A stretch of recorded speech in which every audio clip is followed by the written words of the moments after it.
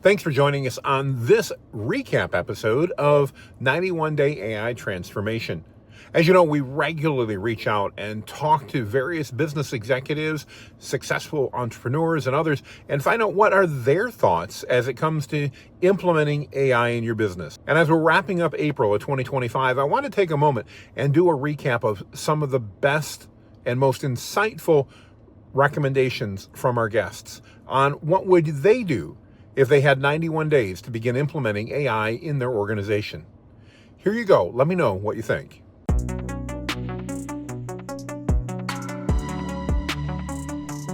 What advice would you give to someone that's hesitant and trying to figure out how do I bring AI into my organization? And specifically, we call our podcast the 91 Day AI Transformation Podcast. What advice might you give somebody that says, okay, I like what Stephanie and Jonathan are talking about. I'm willing to give it a try. What would you recommend they do kind of as those first steps in the first 3 months? Because I don't think it's wise personally to try to do it all, but I'd love your perspective. Yeah, I'm in full agreement with you. Don't try and do it all. Rome wasn't built in a day, and neither will your AI journey be, right? Very good. My best advice would be figure out who the people are that really know what they're talking about. In this case, you already know who Jonathan is. Jonathan is one of the leading experts in this space. So I would, first of all, pick one or two people that are really crushing it, that really know what they're talking about, and start listening. Listen a lot to what they have to say. And then choose one AI platform to start playing with. Don't try Claude and GPT and Gemini and Meta and da da da da. Don't try all 20,000 options that you have, Yes. right? Pick one and go deep with it and see how far you can take it and what you can do with it. And then once you have a certain level of mastery with that first one, then move on to the second one, right? I think we're so blessed, Jonathan, with you and the wealth of knowledge that you share so generously, right? And then the classes that you offer for a very affordable fee, right? Thank you. It's like people like you are the people to watch and follow during these changes. Yeah, I mean, I don't think this is the same answer for everybody, but like to give an answer I think is most useful is like, I think like where I would start is not with the AI tool, but is taking inventory on my time. So I just start to pay attention to like what's taking a whole lot of time. And if it's email for you, then the first thing I'd want to do is train it on how to respond to emails like me. And so I'd start building a library of like every time I reply to an email and have a question, I would take the initial request and my response and put that into a document and begin to build a library of like, here's how I respond to email until you got like 50 or 100 of them. And now you can say to AI, this is how I'd like to respond to email. And again, like you don't think about this as a magic bullet that's supposed to get you 100% of the way to the finish line. Rather, you can just push a button and get 95% of the way there. Now you just, every time you respond to an email, you just saved yourself like a massive amount of time of like, because you're probably answering the same stuff over and over. It's like just variations of the same kind of questions, topics, themes, things like that. Or, if like in my case, like a lot of times people are drowning in this fulfillment, like they're trying to set up Facebook ads and stuff like that. Like the more you can start documenting those processes, you can train it on that. Or if you're spending a lot of time like saying creating content to try and like drum up business or whatever, like take note of what's working there and start training it on those things. And you do this, like to me, you don't do this as a separate task. You do it simultaneous to what you're doing. So like if I found out a lot of my time was creating social media content, then every time I create a piece of content, I just remember like if I like this one, if this is one of the ones that worked, make sure to like put it into a library. And so it's not like a giant like all extra work, but if you do that, what'll happen is anywhere over like 3 days to a month, you're going to have like a pretty good library of things. And to me, the things that come up naturally are the 80-20 of it anyway, because those are the things that are all your time. And then start to bring AI to assist you with that. Like, don't think about it again as a silver bullet of like, it's going to write all my emails for me and I never have to touch my inbox again. But rather it's like, man, like it kind of knows the gist of what I'm trying to say, and so it can get that right away. And maybe I might change, dear Mrs. Jones to whatever. But like for the most part, like it can greatly speed up like the repetitive stuff. And unlike employees, somebody mentioned this, I think it was Jeff Hunter, never rolls its eyes at you, never says I'm busy today, never says I'm sick, never, if you ask it to rewrite it, it doesn't go, really, you want me to rewrite it again?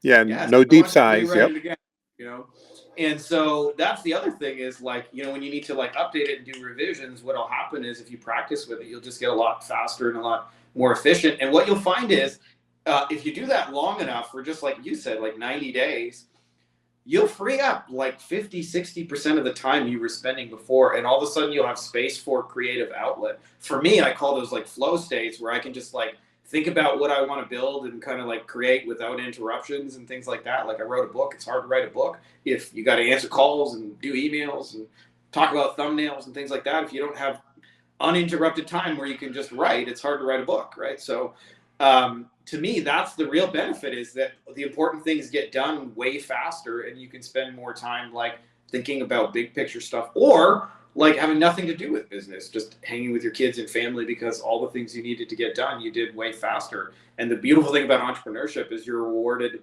for productivity. Like if you figure out an 8-hour task and condense it down to 8 minutes, like there's no rule that says you got to work another 7 hours and 52 minutes, right? Like you don't have to sign up for that if you don't want to. I still meet tons of people who are like they know AI is a thing. It's the shiny new toy and everything, but they're afraid to use it because they're afraid of the capabilities of it, and they don't know exactly what to expect out of it. So the first answer that I thought of when you first asked me this was what they should do within the first 91 days is just get comfortable using it. Just get comfortable using it. And so that's where like your prompt challenge, that's where a lot of your challenges really come in, Jonathan, where it's because I've taken a couple of them and they're fantastic. And it guides them through everything. And it takes a lot of the fog out of it, the mystery out of it. There we go. That's the word I was looking for. It takes a lot of the mystery out of it, in that, even as a business owner, you need to be able to craft a prompt that it's going to get you the information that you're looking to get out of it, because the response from AI that you get is only going to be as good as the level of detail and clarity of prompt, the question, whatever that you ask it. So within the first 91 days, I would say just get comfortable utilizing it. And it's not going to be perfect starting out, because I guarantee you every AI professional, expert, and everything that you see, we all started out that way too. We're kids in a sandbox figuring out what we're going to mold with this ever-changing thing. And we kind of have an idea of how to do it now, but that's not to say like we have it completely figured out. I don't think we'll ever get to a point where someone's like, I know exactly, like I have all of the answers. No one does. But I would say give it some time, whether it be yourself, someone on your team, your marketing person, whatever.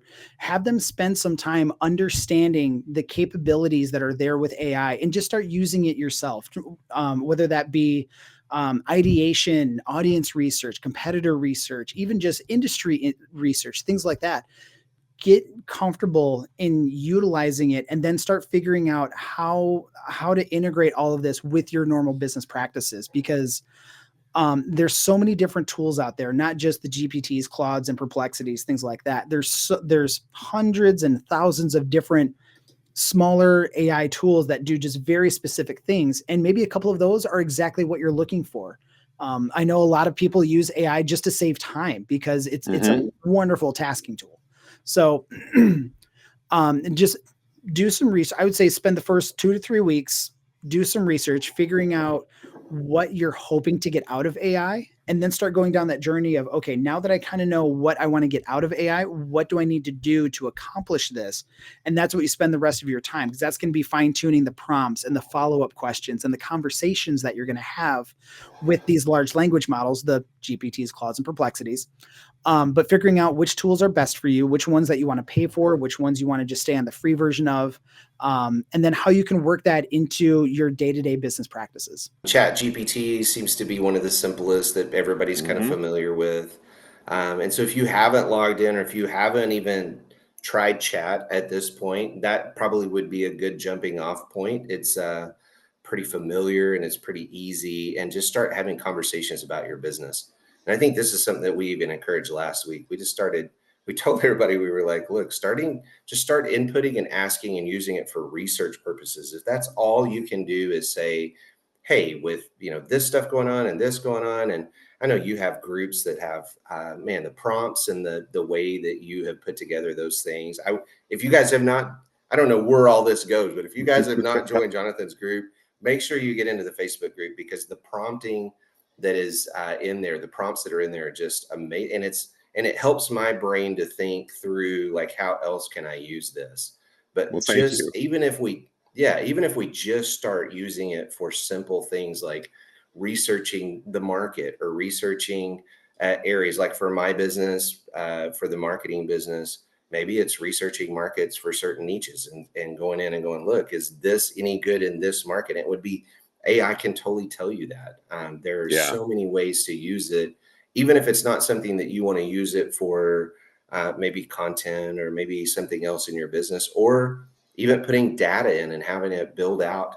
If you need to extrapolate data for some specific thing, we've done that before. We've dumped a bunch of data in there and said, hey, figure this out. And it goes and figures it out. It's pretty fascinating to watch. But I think the biggest thing is just have conversations, right? Just like I was just saying a minute ago, asking what should be my next hire.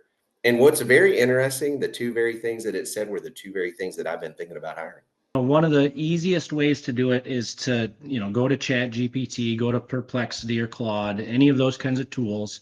Go in and talk to it as if it was a business planner or something along those lines that would help you with your business.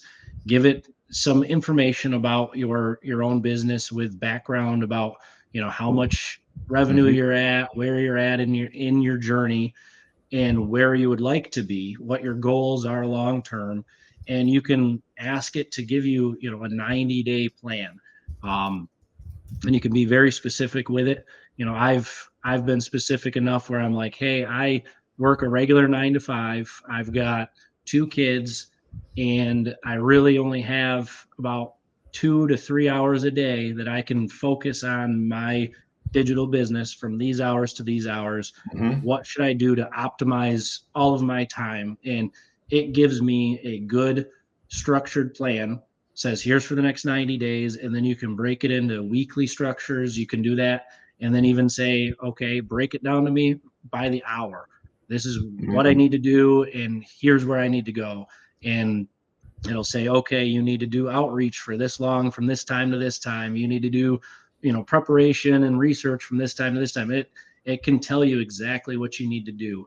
And then if you're even further along in your journey, you can say, okay, now that I've got this step-by-step process, I need to actually implement this step. And then you can actually guide it to give you what process you need to do for that. That's just the simple way to do it. There's a lot of ways now where you can actually start to use ChatGPT to write code for you.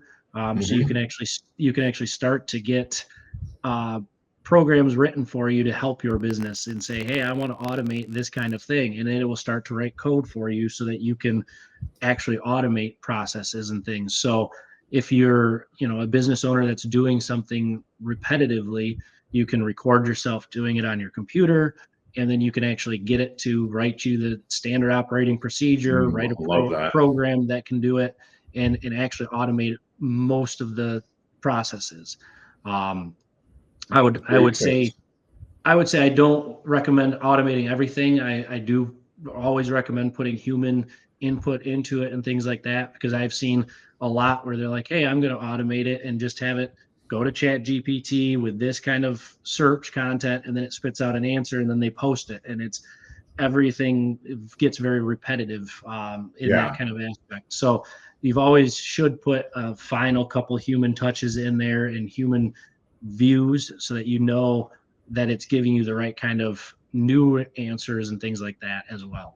So I recently spoke last month at an AI Edge conference on AI, and I mentioned something there that resonated with a lot of people. think, and this simplifies AI because there's so many AI tools out there. It's so easy to get overwhelmed with everything, and you're just getting confused. What should I be doing? I'm not using AI. Should our company be using AI? Think of it this way. AI can only do three things. AI can process text, whether it's reading text you have or generating text. It can process text, lots of text. That's what AI can do. Second thing AI can do is process images. It can look at images and determine what's going on with the images. It can also generate images. Third thing it can do, all right, is audio. AI can listen to audio and transcribe it. It can understand it. It can also generate audio. Those are the only three things AI can do. When you simplify it like that, if you're a business, think about what you do that involves those things. What do you do as a business that involves audio? What do you do as a business that involves text? What do you do as a business that involves visual things like images? Are there things that can be automated that are taking time or taking money? If you can automate those, all right, using AI, then that's a great way to leverage AI in your business. Otherwise, maybe AI is not for you. Like the local dentist down the road, I don't know if AI is really the right fit for him. But if you're a business that has lots of customer data, you're trying to gain insights on it. Yeah, that's processing text right there. That's a great option. Or hey, you want to do follow-up calls with customers about their business. Yeah, you can actually use the AI, all right, to call the customers and talk to the customers and understand what's going on and find out why they canceled or why they're happy or if they need anything else. It can transcribe all that stuff and send it to your business and save a lot of time. So lots of different ways to leverage AI, but think of it from those three perspectives: audio, images, and text, and it will be really easy to figure out where to use AI in your business. I think it's a really hard one, particularly in this ever-changing AI landscape right now. I think the main thing I would say is like plan to change. Put a process in place to evaluate new AI tools as they launch, see when it's the right fit for you, and see if it's going to, actually benefit the business or not. But going in planning to change things rather than setting a long-term plan, because it's, ChatGPT might launch GPT-5 in January and everything changes again. Hey, everything changes, exactly. We just don't know. So it's having that mindset of change, being prepared for the change, and then making sure the team are in the right place for the change, because obviously not everyone likes change, but making sure they're ready for it, and that you've got a bit of a framework in place to go, actually, is this something that we want to change for, or is this a tool that's just hyperbole, we don't need to worry about this one. It's trying to having that in place so you know what you want to jump on and what you don't, I would say. I think that's super wise. I love that. Jeff, any thoughts you've got about that in general? Yeah, quite a bit of thoughts, actually. So the very first thing, don't try to AIify processes within your company that you haven't mastered yet. I mean, that's important. So good. Good. And then the next thing is going to be, from an auditing perspective, I think that it's important to have a good baseline of where you're going to start. I think the easiest thing to start is, let's bring more money into the company. That is the number one thing that's going to help you understand AI the best, is what are the processes and things that you need to actually bring the money in. And I think that starts out with just what we mentioned earlier: generating traffic, getting leads, and then converting. Focus on those three areas. If you can master traffic, then that's going to be awesome. And then if you can turn them into leads, that's even better. And the last step, let's turn that into money for you, because that solves so many other problems. That allows you breathing room for you to start looking at processes within your business that are we can get 15% more efficiency by automating our email sequence, our process for creating email sequences. We can, save 10% here by creating SOPs that are effective using AI. We can use an AI scheduler to then make sure that we're automating meetings and managing everybody's schedule. All those types of things are great, but if you're not making any money, what does it matter? You're basically just optimizing for something that you could just spend that time actually bringing more money into the business. I think that's the very first place that every business should start, is increase the amount of profit that they can bring in. And AI is perfect for doing that. But you need to understand those processes beforehand and then the strategy behind it, which is why it's very important that you start out with people that are leading in those subject matters and start following them. So like yourself, Jonathan Mast, being a part of your communities and understanding, how you can start to leverage these things and where you should go to for that reliable source of information. That's your starting point, and then look at bringing in traffic, bringing in leads, bringing in conversions. Absolutely. just from the work I'm doing in First Movers, I can give you some pretty good insights there. So the first thing I would recommend is to sit down. Maybe this is with your team, somebody in marketing, whether that's you, a team member, and make a list of all the bottlenecks. What are the things that stop you from, example, publishing content? Is it a lack of team members? Is it a lack of a streamlined process? Is it a lack of, you need a writer? What is it? Make that list. What is stopping you from that endpoint of whatever goal you have? And so sometimes if you're like, well, I'm really confused, start with a goal. Well, what's your goal? Is it 100,000 hits a month? Well, you need content. You need consistent content. Okay, how do we produce that? Oh, well, that's a bottleneck. We don't have a content team. Okay, that's your biggest bottleneck, content team. So then from those bottlenecks, you figure out what to automate. If I know that my bottleneck is I don't have a content team and we're not producing content regularly, then I know, okay, I need to automate that process. How can I do that? And so one of the best ways to think, is in terms of get as sophisticated with this as you can if you want to win 2025. Yes. If you don't want to win 2025, just get ChatGPT and play around and have that perspective. But if you really want to win, think about sophisticated processes where maybe you're bringing in some make integrations and you're connecting a news aggregator built with AI to trigger the creation of that article. I mean, that's next level, but that Absolutely. is how to leapfrog ahead. So how sophisticated can you get it? So number one, what are your goals, which brings you to what are your bottlenecks? And then from there, how sophisticated can you get? What's a complete streamlined automation solution? And that's what we're doing a lot of at First Movers, which is it's number one, it's blowing people's mind that was even possible because they came to us with what they thought was a pipe dream. And we're like, that's not a pipe dream. You can do that with AI and we know how to do it. And so if you approach AI with that perspective, well, what is it capable of that I don't know? And, it takes laying aside ego, laying aside beliefs that you might have about it, and just being open to the realm of possibility, because the realm of possibility in 2025, I'm telling you, is incredible. There was one business we talked to, they had a ton of proprietary information. They were a research company for huge companies like Disney, helped them decide on the best ads to display, had a ton of research documentation. So they had all this original documentation on file, but no way to serve it they want to do a paid subscription model to their end clients. And so the idea we had was, let's just build a AI knowledge base out of all those docs and then layer a chatbot interface. So your clients can literally go, hey, and maybe the chatbot looks like your founder's face. Hey, founder. Hey, Joe, tell me what Disney ad was hottest between this specific date. And in a second, your customers have data that would have taken your team how much time to sift through, find, send back. You've automated that whole thing. And now that's also a new product offering.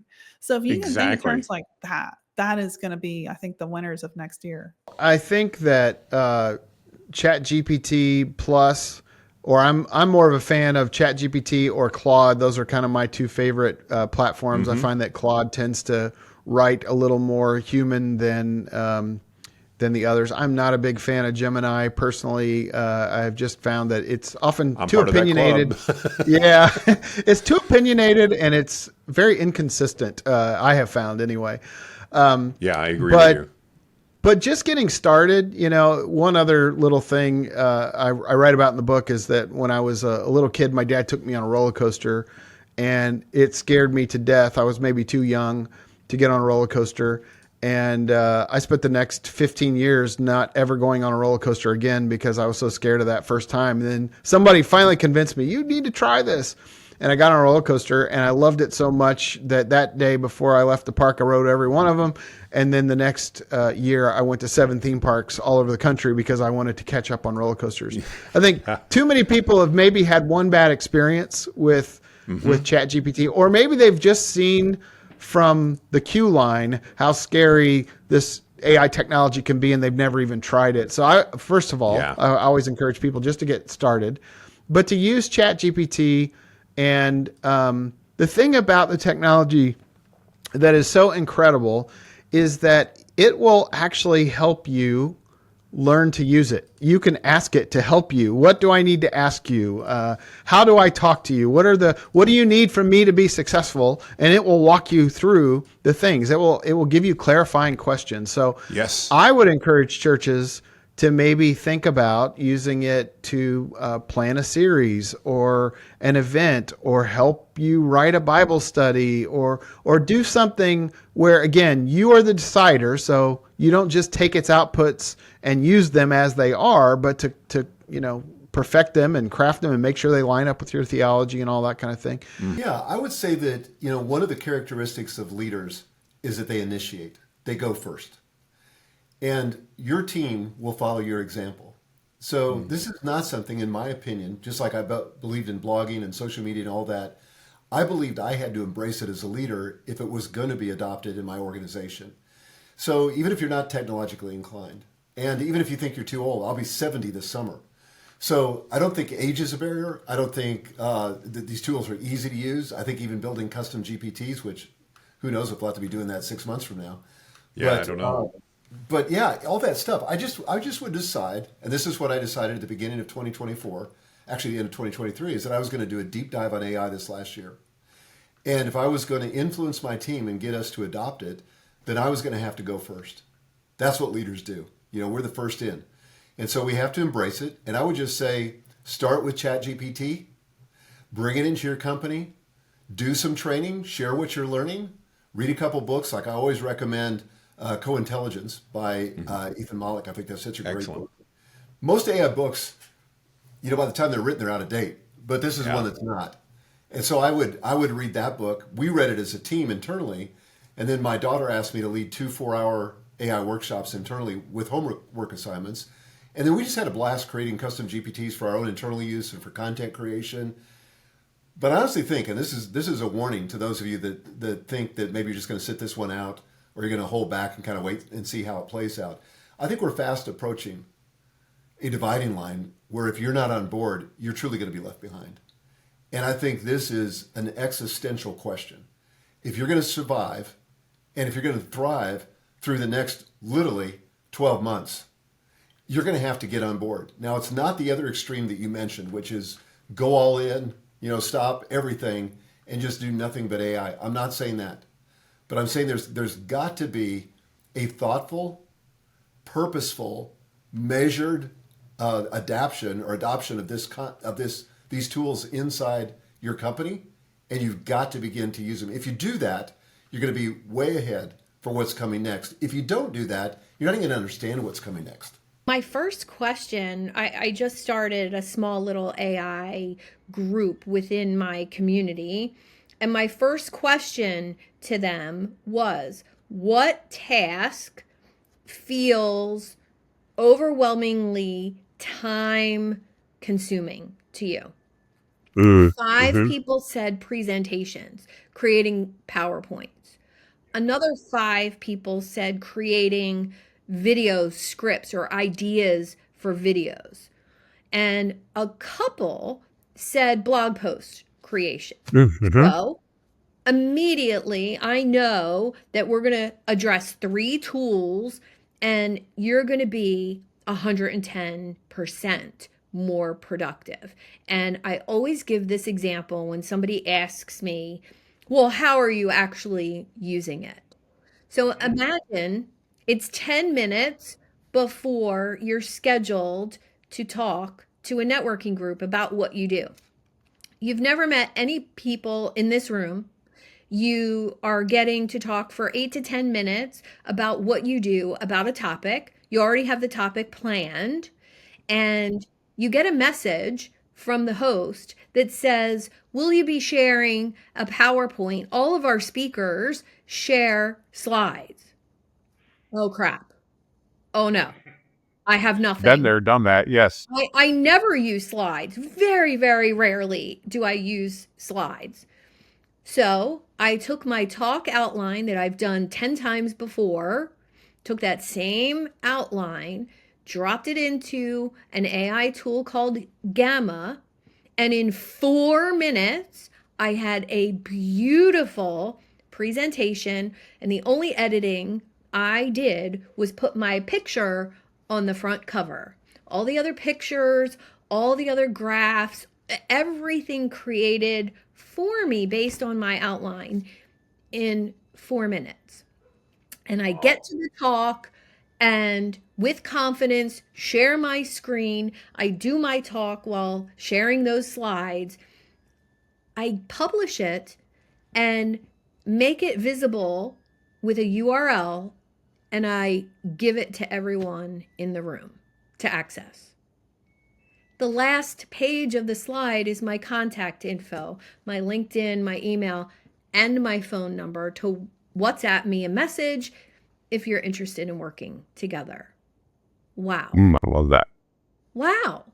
And, years ago, I would have shown up without anything. So it kind of empowers you to show up more powerfully in a quicker amount of time. And I love things like that.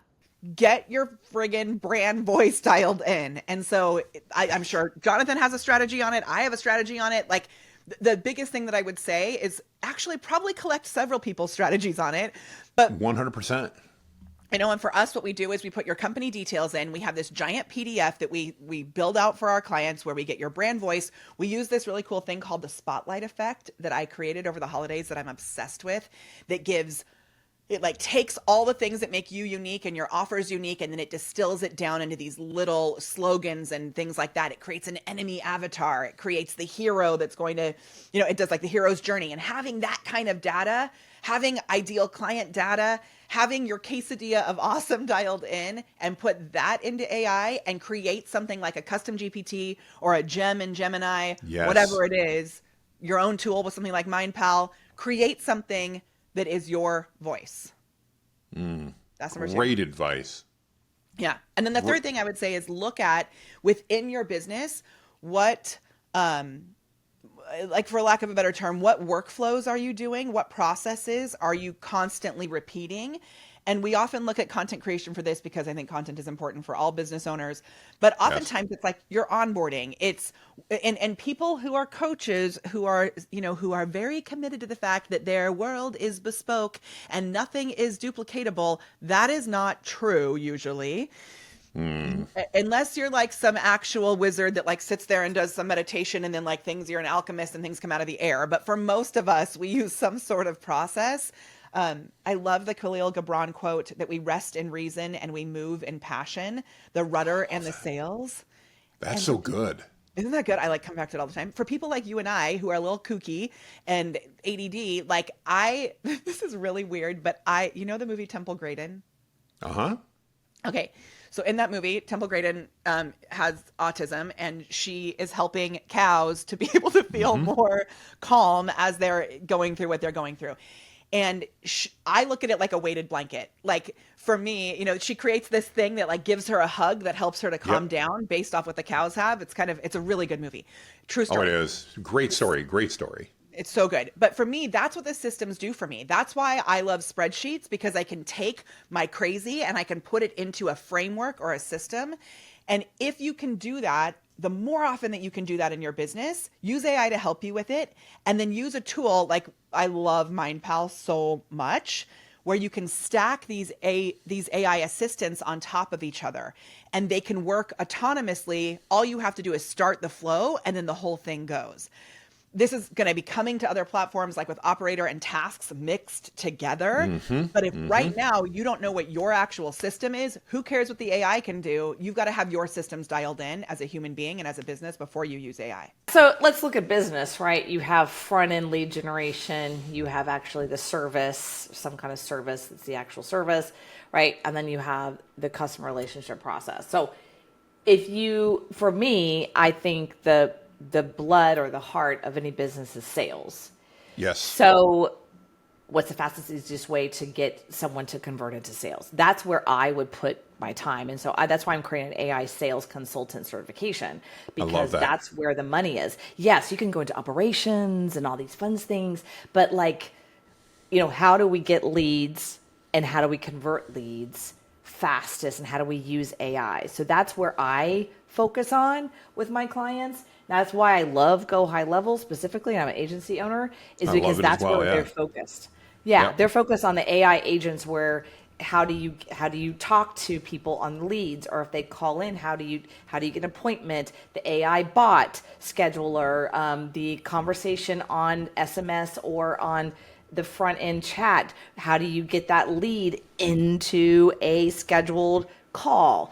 So I think if any business is listening, I don't care how big or how small, it's like, how can we integrate AI on the front end? And I'll never forget this. I was actually on a call over the summer with a girlfriend of mine she just very much knows because it's new sales real estate world. Like, there's a whole world there. And she talked about there's this position, it's called the OC or something. Who knows? I call it a front end salesperson. Basically, anytime a lead comes in from the website, this person, they're paid $60,000 a year to basically reach out and call this person. That's their whole job. Wow. And their whole job is to get them scheduled to come into the new sales real estate community, right? That's their whole job. Yep. It's not the real estate agent, right? It's the in-between. And I got on the phone with one of the community owners, basically real estate community owner, and he's like, these people don't answer their phone, they don't call them back, the lead dies, all these things. I was like, we can completely replace that with AI voice, 24/7, 365 days a week, answer the call, get them booked. We can have a conversation, like all these things. Never sick, never has an attitude, Yeah, absolutely. And they're like, well, are you saying that we can replace a $60,000 employee with this? I'm like, yeah. You need to understand your business a little bit, document it, figure out what are the main steps. As a person who does not know about your business, they come to know about you, get aware about you. What is their journey like? How do they get in touch with you when they become a client? How do you serve them? What are the operations? What are the back-end processes that need to happen? All of these things, once you have laid it out, then you can say, okay, this is where most of my time is being spent. And that's where I will be focused on this quarter. So my advice is, do not wait. If you wait, you are already behind. Your competition is going to really squash you if you don't take action right now. But you don't have to boil the ocean. Just start to make sure you take these steps and automate for the next quarter. And then the other thing is think big, because we have these dreams of making millions. Like, everybody has these dreams of making millions of dollars, growing exponentially. Now, the human mind cannot even imagine the amount of expansion that is possible now. So think big and push yourself to an insane boundaries where you say, if I share this with other people, they will not even believe me, because trust me, that is going to be feasible in the next 3 or 4 years. So what do I mean by that? Like, let's say if you are trying to build $1 million business, multiply it with 10 and say, I want to build a $10 million business. If you want to build a $10 million business, multiply it with 10 and say, I want to build a $100 million business, and then work backwards from there. And technology is absolutely there to help you do that.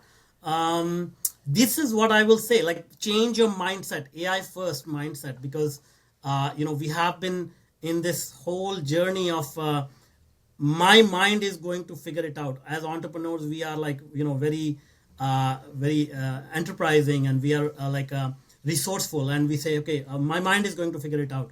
But now your mind has this insanely wise and vastly knowledgeable entity to help you, which is almost like a Iron Man suit. You put it on and you become like this superhuman who can achieve amazing things. Make a 90 to 120 day plan. So spend the first 15, 20 days gathering up all your sales documents, all your support docs. The better you train your ChatGPT, the better results you're going to get. And then pick something small, like do Google review replies. It's small, it's simple. You can start testing it out and then roll it out to other features other products. Like you can just roll it into things. Once you've got one set up and it's answering properly, you basically could just take that whole bunch of data and rules, roll it into Google Weekly Updates for your Google Business Profile. Mm-hmm. And then once you got both of those working, make it into a blog post. All you're doing is building and taking baby steps. If you try to do it all in one weekend, like I've tried to do it, and I do this all the time. Try to bust it out in one weekend. The next week, you're fixing everything. Maybe take a couple weeks to fix everything, because been there and you're gonna done make that. mistakes. Yes, yeah, absolutely. It happens that way. So there's no reason to. You don't have to rush. You're not falling behind the curve. This is just getting started, and every day new things are coming out. I mean, you got Gemini is free now. Mm-hmm. DeepSeek. That I mean, technically that's been out a couple of years, but it really took off a week ago. Yeah, that new R1 model they released is kind of a whole new level of capabilities. Yeah. Yeah, so you're not behind the curve. Take your time. There's no reason to get in a rush, and slowly start building up. I would say what Nancy and I have done, and this is exactly what we did. So Nancy and I always have a weekly meeting. She meets with her team, but we meet once a month with our COO, and we follow something called the traffic light methodology. Mm-hmm. So green, what's working well; yellow, what we need to slow down on; red, what do we need to just stop altogether. And one of the things that this has allowed us to do is to really take a look at the kinks in the hose, the things that are not allowing the right KPIs kind of take shape the way that we want them to, the key performance indicators, whether it's email open rate, whether it's visibility, whether it's website traffic, whatever it is. And if we can somehow correlate that to bring this notion or this aspect to the team where maybe they need to spend some time, with content creation, because that's one of the big things that a lot of business owners and companies struggle with, is that having Absolutely. someone kind of take their content and get it out there. And my wife and I, we started a new YouTube channel, Instagram, and basically we created a workflow within, and our team knows now, because Nancy created trainings, and I think this is also very important. She created trainings for our team. So she would shoot a bunch of Loom videos, like how she's using ChatGPT for this, how she's using Claude for this, how she's using Opus for this. And basically she shoots the video, does the training, and then drops it to the team. And then the necessary person who is in control of that aspect of the business goes in, learns it, and then starts applying it. So you have to train people to use things the way that you want them to use them. So now, when Nancy and I are doing our podcast, we shoot the video, she drops it into our shared Google Drive with our team, and now they know exactly what to do with it. So I think it's identifying exactly what needs to get done, what can be outsourced, but more importantly, teaching your team the way that it needs to get done so you don't have to worry about it anymore. And I think that's the big thing. Everyone has a different strategy and methodology, and every business obviously has different needs, but really take that 10,000 foot view of what's in place, what's not in place, and what needs to get put in place, and then make sure you focus on the things that need to get put in place. Create structure, create routines, create systems, but most importantly, delegate them out to the right people. Look at the desired outcomes. Look at the different buckets of your business between, generating new business, fulfilling your current business, any kind of like operations. Where can things be automated, or where could you plug AI in? Something else, and I know you and I have talked about also, is the more detailed your SOPs are.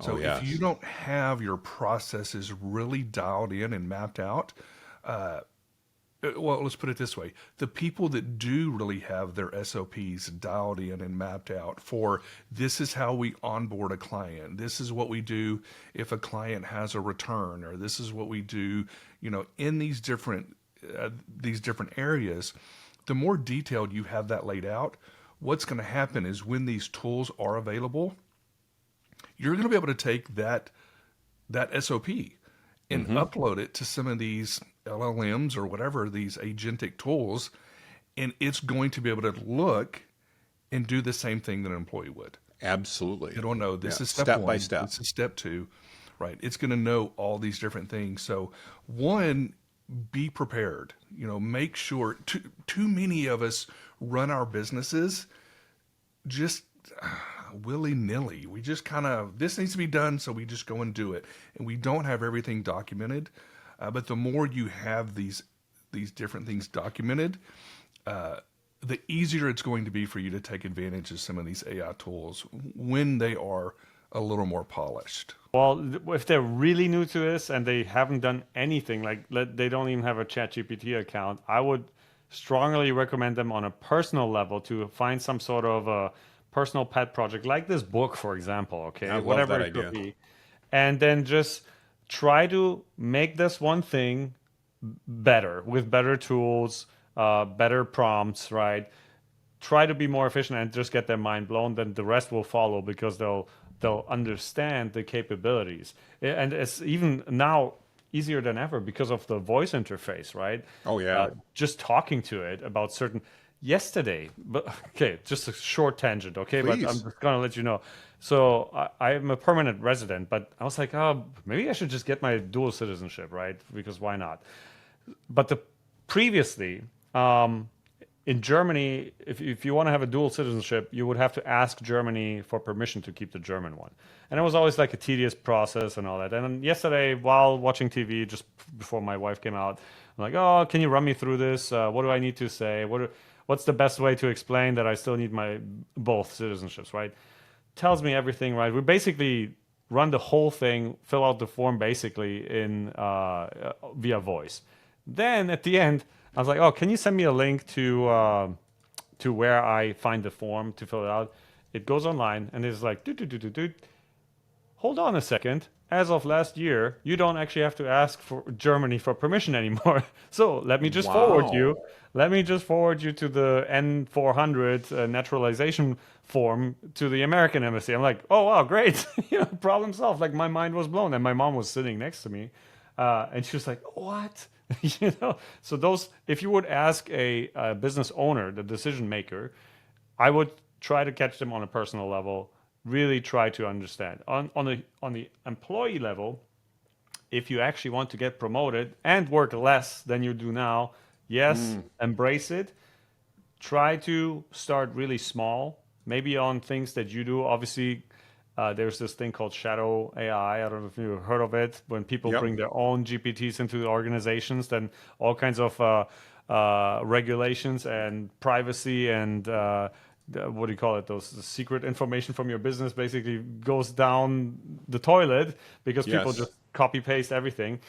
But if you can somehow solve a small problem, whether this is that weekly summary for your boss, or if it's writing better emails, or I just published this prompt about a value proposition canvas, or even if you just want to do something about your business that it can do better, and showcase the possibility with AI, start small and then have quick wins and then build on that, I think. But whatever you do in both scenarios, try to focus on very specific projects, because otherwise you'll be completely overwhelmed by this avalanche of things that are happening every single day. So I always say you have to put on those strategic horse blinders that only focus you on that specific task.